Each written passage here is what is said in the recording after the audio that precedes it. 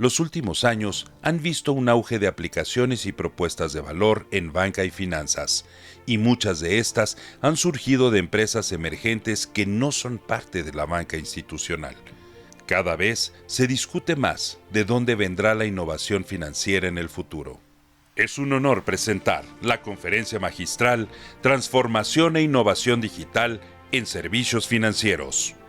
Yumna Harb, Global Commercial Director, declara: tiene cerca de 20 años de experiencia en el sector financiero para Latinoamérica, con especialidad en planeación estratégica, creación y desarrollo de nuevos negocios y productos. Anteriormente, se desempeñó como CEO en Bayport, México, y como vicepresidente de tarjetas de servicio y Chief Marketing Officer para American Express. Yumna estudió Ingeniería Industrial y de Sistemas en el TEC de Monterrey y cuenta con un MBA en la Escuela de Negocios de Darden en la Universidad de Virginia. Damos la bienvenida a Yumna al Digital Banking and Financial Technologies Forum. Hola a todos, ¿cómo están? Qué gusto me da estar el día de hoy aquí con ustedes. No se dejen engañar por la historia. Empecé muy joven, ¿no? Sé que soy la última en esta presentación o en este panel, entonces vamos a pasarla bien y a divertirnos. Y la verdad es que Alejandro puso el mejor contexto al final de la conversación de cosas que vamos a hablar del día de hoy, que es transformación e innovación. Entonces, les cuento muy rápido, a mí me dicen Yumi, si cualquier cosa quieren que hablemos, Yumi, con todo gusto. Siempre sector financiera, apasionada del sector financiero. Empecé en la industria muy tradicional, o mucho más tradicional, y siempre con este interés de emprender y de innovar. Empecé siendo mentor de Endeavor y posteriormente incluso hasta fundé mi propia empresa y todo, y hace ya casi un año me uní a Clara.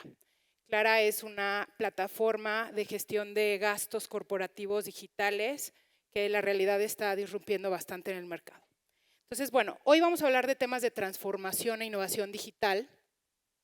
Déjenme, me imagino que hay mucho de esto que se ha contado, entonces no voy a pasar mucho tiempo en el contexto, voy a pasar más tiempo en el tema, en el tipo de cosas que han estado transformando y que nos están cambiando. Pero bueno, muchos de ustedes ya saben, Latinoamérica ha sido un gran ecosistema fintech. México también ha tenido un gran boom al tener una penetración tan baja. Y la realidad es que hay muchas nuevas tecnologías que han estado en este radar y en este fintech, ¿no? Relacionados con APIs, con Big Data, con Analytics, Cloud Computing, inteligencia artificial y Machine Learning, ¿no? Hablaba el día de ayer con alguien del área de tecnología y le decía, ¿qué tenemos en Cloud Computing? Y me decía, todo. O sea, todo. La realidad es que del mundo en el que venimos al mundo en el que estamos, ahora Cloud Computing es justo en donde todos los desarrollos se están manejando, ¿no? Entonces, un punto muy importante que vamos a hablar posteriormente un poco más son las oportunidades en Open Finance. Y Open Finance o Open Banking se le llama en el sentido de cómo podemos integrar mucho más los ecosistemas y cómo generar mucho más valor. Entonces, bueno, me imagino que esto ya lo vieron, dependiendo de la fuente, en el último año son 7.8 u 8.1 billones de inversión, bajó con respecto al año anterior, sigue siendo bastante significativo. Al día de hoy, hasta el 28 de febrero, ya van alrededor de 197 transacciones de fondeo en el mercado y hay alrededor de 4 a 6 que ya tienen más de 30 millones de fondeo. Entonces, aun y cuando el escenario se ve un poco complicado en este primer semestre del año, sigue habiendo fondeo y sigue habiendo oportunidades allá afuera. Entonces, dentro del sector fintech, ¿y en dónde es en donde hay más innovación? Pusimos el radar de México, pero la realidad es que es un poco similar para el resto de los mercados, pero en lending y en pagos es en donde ha habido mucho más innovación. Y en estos temas tiene mucho que ver también el tema de las necesidades. Parte de la innovación y el tema del ecosistema emprendedor tiene mucho más que ver con resolver necesidades que con innovar por innovar.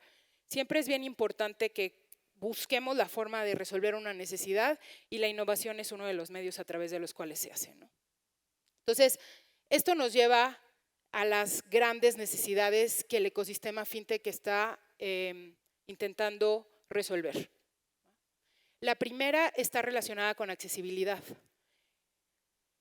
Veíamos ahorita los números que no quise que viéramos tan a detalle, pero tienes un mercado como Brasil que tiene el 84, 86% de penetración y tienes un mercado como México que tiene el 65% de penetración en el tema de bancarización. Y una de las partes más relevantes se refiere a accesibilidad. La realidad es que habiendo trabajado en sectores más corporativos y posteriormente menos corporativos, el tema de tener acceso a la base de la pirámide muchas veces es muy complicado por un tema de costos. Entonces, a través de las fintech, una de las primeras cosas que se llegaron a disrumpir fue el tema de cómo acceder a la gente que al día de hoy no resulta rentable adquirir o que tiene muchos riesgos. Y se han creado modelos, por ejemplo, de aprobación muy relevantes, muy distintos, en el cual antes se usaban 20 variables y ahora hay modelos que usan más de 140 o 160 variables. Y algunas de las variables también tienen que ver, por ejemplo, con el email. Si el email es Yahoo o Hotmail, algunos de nosotros tenemos todavía eso, denota un poco de estabilidad, por ejemplo. Entonces, ese tipo de variables se utilizan ahora que antes no se usaban en el esquema tradicional. ¿Cuánto tiempo te tardas en dar clic y en llenar los datos? Si llenas los datos, los borras y los vuelves a poner. Son el tipo de cosas que ahora se utilizan para poder determinar qué tan riesgoso puede llegar a ser un candidato, siendo que anteriormente ese perfil o la gente no podía tener acceso a esa parte. También hay un tema de canales, ¿no? Y lo mencionaba ahorita también el ponente anterior, hablando del tema de que la gente cada vez es mucho más nativa digital. A mí me tocó un poco la transformación de canales completamente tradicionales a canales digitales. En ese periodo, la gente y la población a la que se iba cambió de generación X a millennials, y conforme van cambiando las generaciones son mucho más digitales. El tener acceso a estos canales y a canales que sean nuevos y disruptores también ayuda mucho en este ecosistema. ¿Cuántas veces en muchos del sector financiero no se depende de las sucursales? Y la respuesta siempre es: ve a la sucursal. Entonces, parte de esta transformación e innovación fue cómo hacemos las cosas mucho más sencillos, con menos fricción, y cómo hacemos para el cliente que sea mucho más fácil. Uno de los temas que siempre nos aqueja es cómo le quitamos datos al cliente, cómo le quitamos fricción, cómo hacemos el proceso de onboarding más sencillo para que realmente sea a través de un clic. Yo no sé quiénes de ustedes tengan una tarjeta Nubank, por ejemplo, ya del lado personal, y la realidad es que la puedes lograr en 2 o 3 clics, es muy sencillo. Hay temas de automatización muy constantes. A través de las necesidades son mantener, ¿no?, rentabilidad y escalabilidad. Y entonces eso lo logras a través de automatización. Parte de los temas más relevantes, y que de aquí viene lo que justo también hablaban de ChatGPT, que bueno, no es ninguna novedad, es cómo podemos hacer eficiencia operativa a través del uso de tecnología. Los problemas estructurados en mercados como los nuestros tienen que ver con riesgo y tienen que ver con fraude y cobranza, ¿no? O sea, riesgo, cobranza. Entonces, muchos de estos procesos también parten al tema de cómo puedo hacer algoritmos de fraude más inteligente, cómo puedo hacer algoritmos de aprobación más inteligente, algoritmos de aprobación en cada una de las transacciones de una forma más inteligente, y reducir los procesos y hacer crecimientos exponenciales con esto. También el tema del servicio, ¿no? Cómo constantemente puedo darle un mejor servicio y una mejor experiencia a cada uno de los usuarios, pero sin tener que meter tantos procesos manuales. Y el último es el que a mí más me gusta, porque es el que veo un poquito más complicado, y lo veíamos un poco en foros de InsurTech. Es el tema de cómo puedo utilizar modelos y de comportamiento para comprender los datos de los clientes y poder dar micropersonalización. Todos hablamos de micropersonalización y omnicanalidad, todos, pero el tema de hablarlo no significa que realmente se lleve a cabo. Es mucho más complicado de lo que decimos y en el tema de los comportamientos también se vuelve mucho más complicado. Entonces, ¿qué se refiere a este último punto? Este último punto se refiere básicamente a la información cualitativa de la persona. O sea, ya no estamos hablando de yo soy mujer mexicana, del norte del país, que tiene cierta edad, que tiene o no tiene hijos, que tiene o no tiene pareja, que vive en cierto código postal. Ya estamos hablando de temas de comportamiento como tal que no se ven tan sencillamente a través de información cualitativa. ¿Qué es? Si me gusta que la conversación sea rápida o si me gusta que sea más emocional. Si soy de las personas que guardan puntos o me gustan usarlos cada vez que puedo. Si soy alguien que es práctica o alguien que le gusta más guardar ciertas cosas. Entonces, ahora cada vez empieza a haber más CRMs especializados en temas de data lakes. Por ejemplo, algunas de las cosas que estamos empezando a capturar es cómo navega la gente, qué es lo que usa, cómo lo usa, y entonces poder llegar a tener un poco más de información cualitativa de los usuarios. En mis vidas, ¿no?, pasadas, cuando llegábamos a tratar de hacer cosas relacionadas con experiencia de clientes, tratábamos de utilizar mucho la data. Entonces, había un segmento premium que cuando veíamos en dónde gastaba en restaurantes, pues muchos de los restaurantes en los que gastaba era en el día a día. Pero cuando eso lo llevabas a la práctica, a ese perfil de gente no le interesaba que tú le dieras una promoción con un restaurante del día a día. Le interesaba que le trajeras promociones con restaurantes en los cuales pudiera ir el fin de semana o para una ocasión especial. Lo veía con más valor y lo veía mucho más relacionado con el tema del posicionamiento del producto que habían adquirido. Alguna vez también se hizo una promoción, esta fue en Estados Unidos, cuando apenas empezaba todo el tema digital de, bueno, pues déjame, te regalo donas, ¿no? 2 por 1 en donas. Pero el momento y en la forma en la que se mandaba la notificación era después del desayuno, entonces a la gente ya le parecía cero relevante y de mal gusto. Entonces es muy importante en este sentido entender qué, quién y cómo se debe ir comunicando las cosas, y para esto se necesita información no tradicional para tratar de empezar a comprender a los clientes.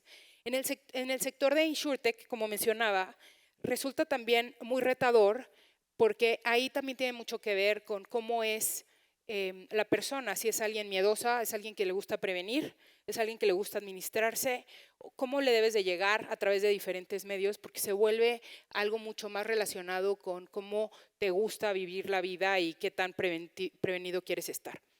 Y una vez teniendo toda esta información, a través de la inteligencia artificial se empiezan a crear ciclos de autoaprendizaje para realmente cada vez ir comprendiendo mucho más a los clientes y con eso hacer temas de cross-selling y de lealtad, ¿no?, y experiencia como tal. Entonces, bueno, algunos, no todo esto, o sea, hace algunos años, ¿cómo pasa de la transformación y la innovación? O sea, hace no tantos años el cliente dependía del número de colaboradores para crecer, ¿no? ¿Cuántas veces necesito crecer? 3 veces, 2 veces, necesito tanta gente, ¿no? La gente era directamente proporcional al crecimiento que teníamos. Los ciclos mensuales para implementar estrategias eran clarísimos. Déjame ver cómo sale la información del mes, la reviso y con eso hago estrategias para el siguiente mes, 2 o 3. Los modelos, y en algunas empresas todavía sigue pasando, eran muy relacionados con el producto o tal vez el perfil, si eras high value o no. Y bueno, los chatbots eran asistidos y te daba mucha preocupación. Siempre yo soy experta en ponerle asesor, asesor, asesor para que me pase a alguien porque los logaritmos no están tan avanzados, ¿no? Ahora, en el momento de hoy, ya nos encontramos en esquemas digitales, ¿no? Ya vemos mucho más cómo podemos adquirir a través de marketing, referidos, y temas que sean mucho más escalables.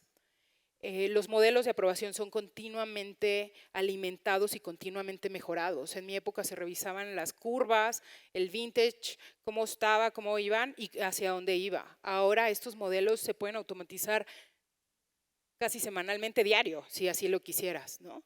Entonces terminas volviendo a revisar todos los clientes que a lo mejor en su momento no los ibas a aprobar porque el nuevo modelo está aprendiendo y en eso vas ajustando cada día.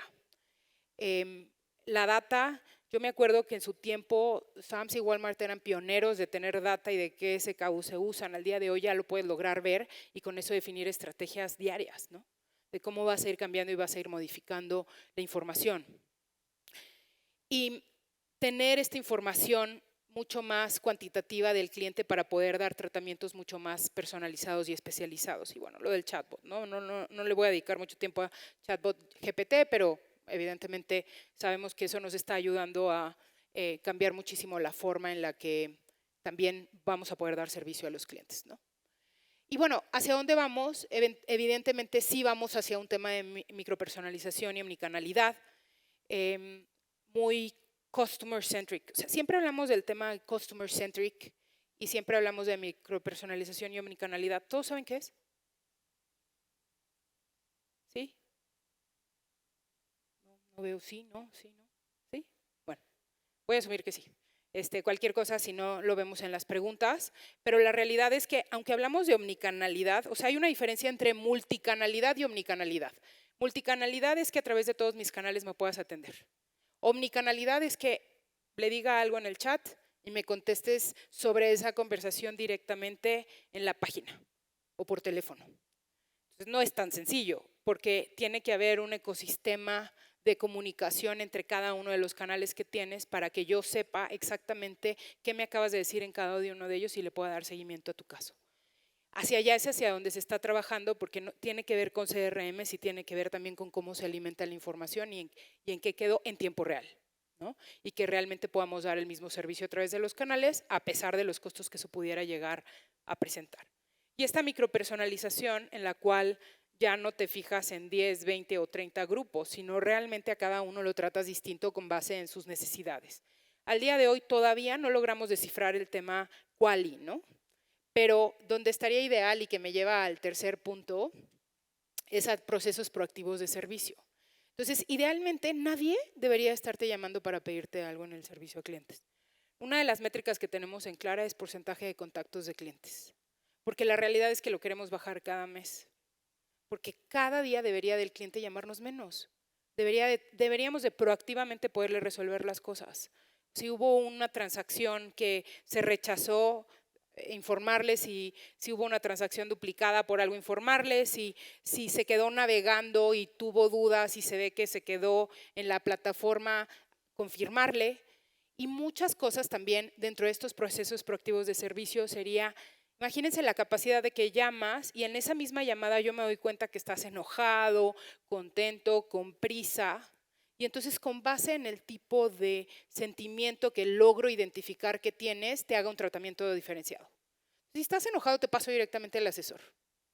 Si tienes prisa, te llevo directamente a los casos más específicos que necesitarías y si estás tranquilo, te llevo por un proceso normal. Y esto ya separado con la micropersonalización del valor que tienes, de en dónde estás y lo que representas para la empresa, ¿no? Para ver si te pongo con un asesor VIP o si te mando directamente a cierta parte. Ese es hacia donde deberíamos de ir y hacia donde muchas empresas están yendo, ¿no? Y con este autoaprendizaje en las experiencias y en los procesos para continuamente irlos mejorando.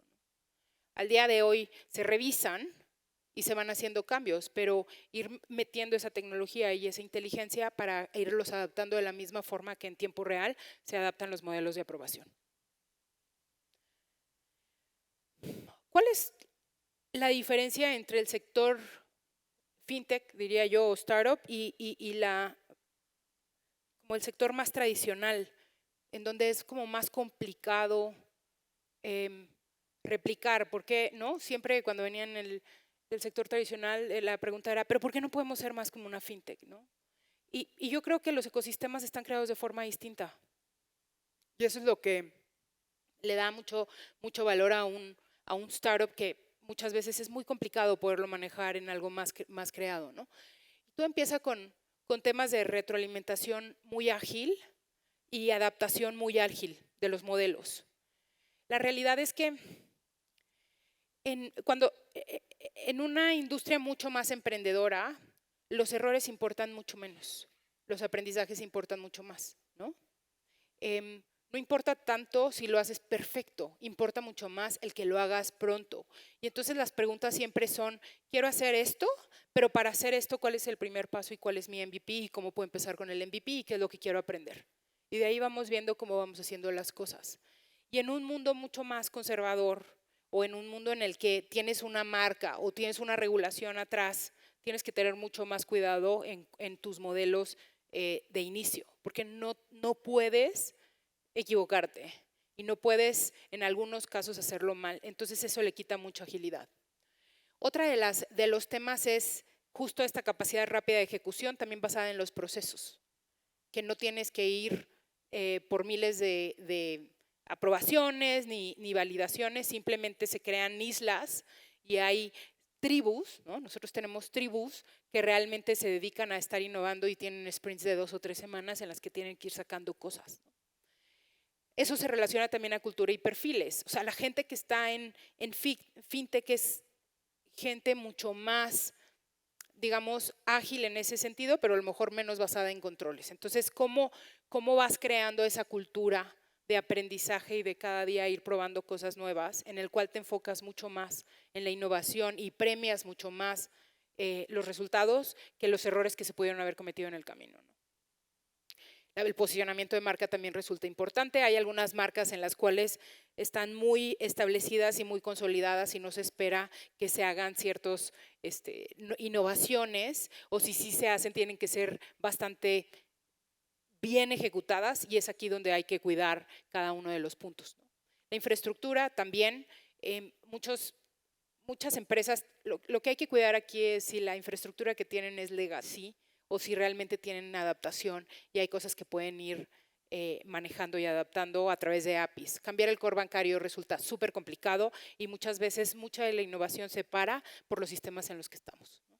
Y bueno, los procesos y controles, la regulación. Finalmente, en Clara, para decirles cómo trabajamos bajo todos estos puntos, hay un enfoque muy grande en user experience, toda un área de user experience que se dedica a estar viendo todos los temas de cómo va navegando el cliente. Entonces, cómo va navegando el cliente por cada uno de los puntos y donde van viendo que se atora, se hacen ajustes en el user experience. Más allá de tener los talleres, de ir viendo con el cliente, de ir revisando y de ir obteniendo toda la retroalimentación. Ese es uno de los puntos como muy relevantes.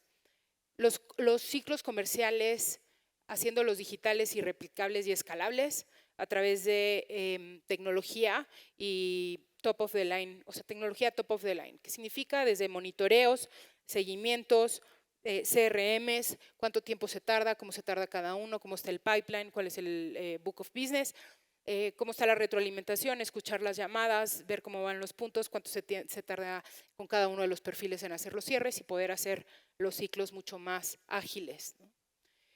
Hay un tema de procesos eficientes de automatización, justo lo que decíamos, parte de los procesos con los que trabajamos es un modelo de machine learning en aprobaciones de clientes y el modelo es constantemente ajustado, otro de fraudes y otro relacionado con entender la información del cliente, ¿no?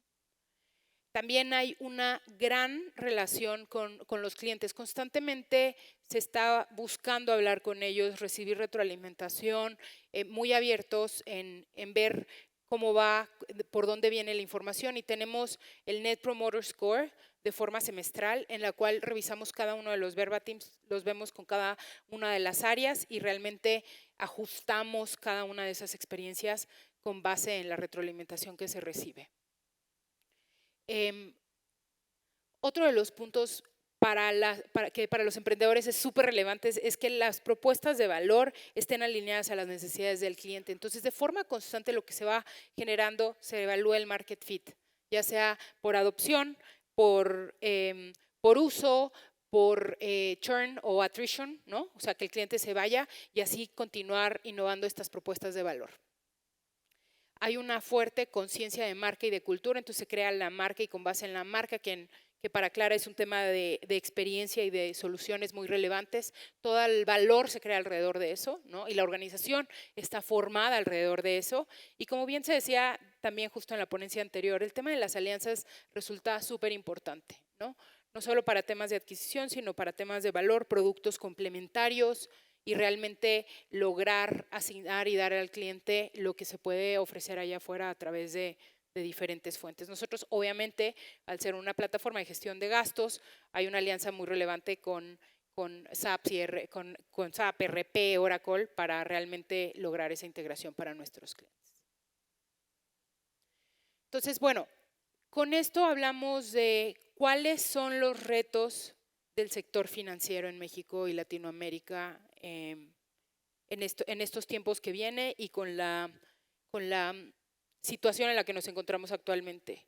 Definitivamente todos pensamos que va a haber, que este es un año de retos y que se va a ir viendo cómo va a ir funcionando. Pero dentro de esto hay un enfoque muy grande en las startups en el tema de monetización y rentabilidad. Entonces, al final del día, como hablábamos, todo el tema de innovación y transformación digital tienen un porqué. Y entonces, parte de los puntos y en donde se está viendo que está haciendo esta transformación es al tema de rentabilidad. ¿Cómo soy más rentable? ¿Cómo puedo crear estos loops de crecimiento automatizados? ¿Y cómo puedo monetizar cada una de las cosas que genero? Ya no es un mundo de solo crecimiento, entonces tengo que lograr que en cada una de las cosas genere algún tipo de monetización para realmente lograr esa rentabilidad. Y muchas fintech nos estamos enfocando en entender esas necesidades para ver cómo continuamos en un sector mucho más rentable. Como bien decíamos, adopción y desarrollo de nuevas tecnologías.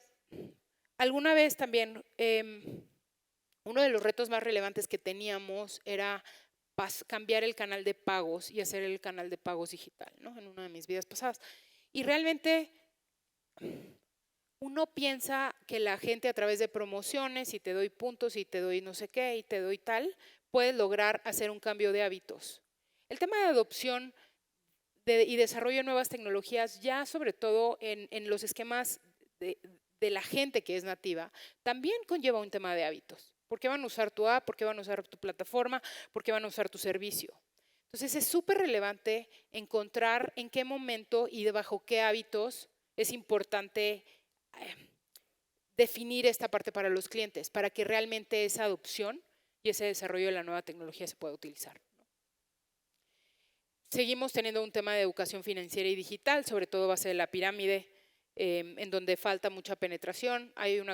Leí hace poco que el 10% de la gente genera ahorros, seguramente ustedes oyeron algunas otras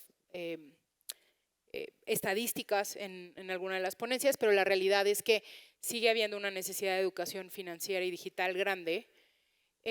Trabajando un poco con la base de la pirámide, desgraciadamente mucha gente piensa que a través del préstamo se genera un ahorro y eso realmente es parte de la educación financiera que necesitamos en el país. Hay estudios de Hofstede que habla sobre cómo es la cultura de cada país, ¿no? Y en México este tema de YOLO, de You Only Live Once y de vamos a vivir la vida es muy alto comparado, por ejemplo, con países ¿no? nórdicos y también incluso en países de Latinoamérica. Entonces es por eso que países como México tienen un tema grande de falta de pago y de no pagar sus créditos o de no administrar sus finanzas personales de la forma adecuada.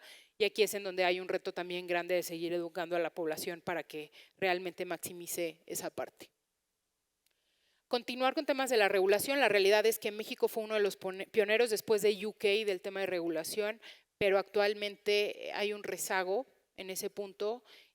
Y el tema regulatorio, si puede acompañar mucho más al ecosistema, haría que siguiera habiendo muchísimo más auge dentro del sector.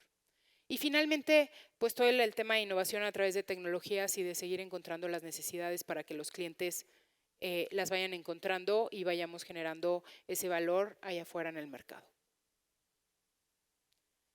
Entonces, bueno, con esto doy fin a la ponencia, a la última ponencia del día de hoy. Y bueno, dejo para preguntas y respuestas. Gerardo. Gracias.